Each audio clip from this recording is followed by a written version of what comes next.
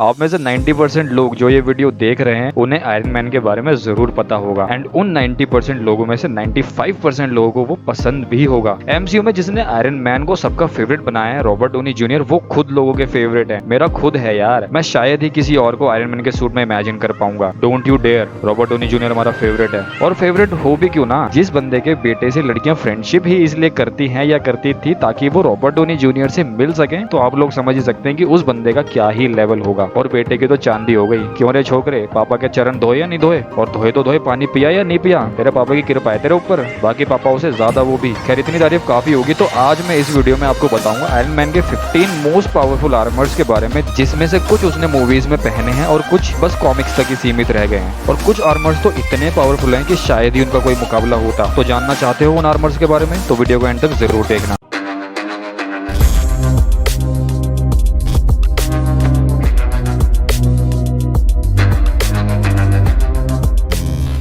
Number 15 mark 1। जैसा कि हम जानते हैं कि ये आयरन मैन का सबसे पहला आर्मर था, जो कि एक्चुअली में सुपर हीरो पर्पस से नहीं बल्कि बस जिंदा रहने या सरवाइव करने के पर्पस से बनाया था, और इसलिए ये सूट इतना पावरफुल था। टोनी ने इसमें अपने वो स्किल्स लगाए जो उसे खुद नहीं पता था कि उसके पास हैं, लोहार के। ये सूट अभी भी इतना पावरफुल है कि नंबर 15 पर अपनी जगह बना पाया। Number 14 mark 2 AKA war machine. वैसे ये आर्मर अब टोनी के पास नहीं है, पर 14 नंबर पर जगह बनाने लायक है। ये आर्मर अभी तक टोनी ने किसी मिशन पर यूज नहीं किया, क्योंकि ये बना था सिर्फ उड़ान भरने के लिए, जैसा कि हमने मूवी में देखा है। ये लेजर बीम नहीं छोड़ सकता जैसे उसके दूसरे आर्मर छोड़ते हैं, पर बाद में इसमें काफी वेपन्स ऐड कर दिए जाते हैं जो इसे एक खतरनाक सूट बनाता है। एंड अब ये टोनी के दोस्त रूडी के पास है। क्या उसने चुराया है? हाँ, सॉर्ट ऑफ, पर टोनी ने कहा कि छोड़, तू मेरा दोस्त है इसलिए तुझे छोड़ता हूँ। Number 13 mark 8 AKA silver Centurion. तो ये आर्मर टोनी ने क्रिएट किया था आयरन मैन कॉमिक्स इशू 200 में, और ये उस टाइम तक का सबसे पावरफुल आर्मर था, जिसमें इनहैंस यूनिबीम थी, वो छाती से लेजर छोड़ना, फोर्स फील्ड जो कि हमने मूवी में इस आर्मर में देखी थी, एंड स्टेल्थ मोड जो कि टोनी को अनडिटेक्टेबल बना देता था। टोनी ने सिल्वर सेंचुरियन को 3 साल तक पहना था। उसके बाद वो फिर से अपने red and gold coloured armour tradition को फॉलो करने लग गया, और ये सूट अभी तक मूवीज में नहीं दिखाया है। Number 12 stealth armour version 3। Tony ने ज्यादा स्टेल्थ आर्मर पर काम नहीं किया है, और खासकर मूवीज में, पर 1981 की आयरन मैन कॉमिक्स इशू 152 में उसने स्टेल्थ आर्मर का 3rd वर्जन बनाया था। दो मूवी में हमें जो मार्क 43 देखा था वो कॉमिक्स के मार्क 43 से बहुत डिफरेंट है, और मूवीज में आयरन मैन अपने सूट अपग्रेड करता रहता है। वो साथ ही साथ अपने सूट्स में स्टेल्थ मोड ऐड ऑन कर देता है, शायद इसलिए उसने अलग से स्टेल्थ आर्मर्स नहीं बनाए। कॉमिक्स के मार्क 43 स्टेल्थ आर्मर में क्लॉकिंग और होलोग्राफिक एबिलिटीज हैं। Number 11 model prime. ये होता है आर्मर नैनो टेक से बना। Model prime is one hell of an armour. इस सूट में वो सारी टेक हैं जो इससे पहले वाले सूट्स में थी। ये हल्क बस्टर में ट्रांसफॉर्म हो सकता था, दो मूवीज में ऐसा नहीं दिखाया है। Also it can move into stealth mode for quiet investigations, which is again not shown in the movies. और इसमें repulsor rays and unibeams भी हैं, और साथ में some extra cool stuff. Number 10 Hulkbuster armour. भाई साहब, मैं हल्क बस्टर आर्मर से बहुत ज्यादा इंप्रेस हुआ था। अगर आप लोगों ने एज ऑफ अल्ट्रॉन की वो फाइट देखी है, when Hulk got out of control, not so rare moments, and Tony उसे रोकता है with the help of Hulkbuster, पर हल्क फिर भी भारी पड़ता है। खैर वो हल्क है, वो उसे से काम कर देता है। कॉमिक्स में हल्क बस्टर पहली बार हमें दिखा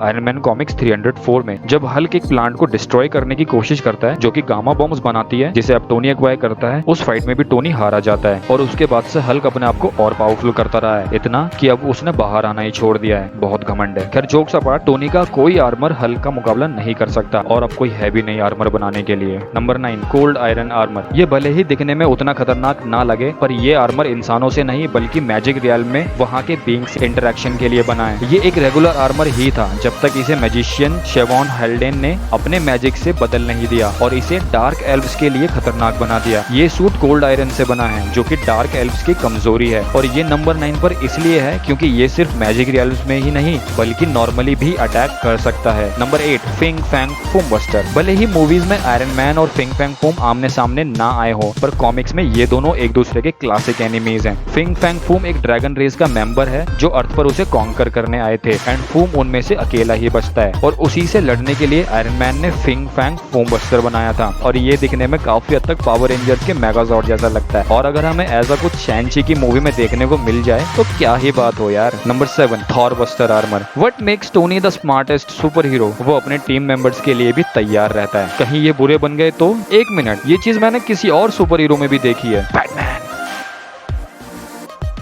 जोक्स अपार्ट, ये सूट टोनी ने तब बनाया था जब थॉर बेकाबू हो गया था और इधर उधर अपनी बिजली फेंकने लगा था। तो उस बिजली को एब्जॉर्ब करने के लिए टोनी ने थॉर बस्टर आर्मर बनाया था और ऐसा उसने थॉर के द्वारा दिए गए एक क्रिस्टल जो कि एक क्लीन एनर्जी को सप्लाई करने के लिए बना था, उसका यूज करके बनाया था। Number 6, bleeding edge armour. Comics में टोनी ने रीड रिचर्ड्स के साथ भी काम किया है। कॉमिक्स में रीड की हेल्प से टोनी एक आर्मर बनाता है और नैनोटेक की हेल्प से वो सूट टोनी की बॉडी के भीतर ही रहता है। बाकी वो सूट बहुत पावरफुल होता है, इतना कि टोनी उसे खुद डिस्ट्रॉय करता है क्योंकि गवर्नमेंट उस टेक को टोनी से लेना चाहती थी। Number 5, Endosym armour. ना ना ना, मूवीज में भी ये आर्मर नहीं दिखाया है। कॉमिक्स में ये सूट वेनम से इंस्पायर होकर बनाया था। इट वाज मार्क 50, जो कि वेनम की तरह अपने होस्ट से मेंटली कनेक्ट हो सकता है। Now I got the reason why they would not show it in the movies. It won't fucking make sense. पर कॉमिक्स में ये सूट हल्कबस्टर जितना बड़ा बन सकता है, लाइट बोल्ट स्टॉर्म को एब्जॉर्ब कर सकता है और बहुत कुछ। पर सीक्रेट वॉर्स कॉमिक्स में ये डिस्ट्रॉय हो गया था एंड फिर ये बहुत दूर चला गया, इतना कि किसी को दोबारा नहीं दिखा। Number 4, deep space armour.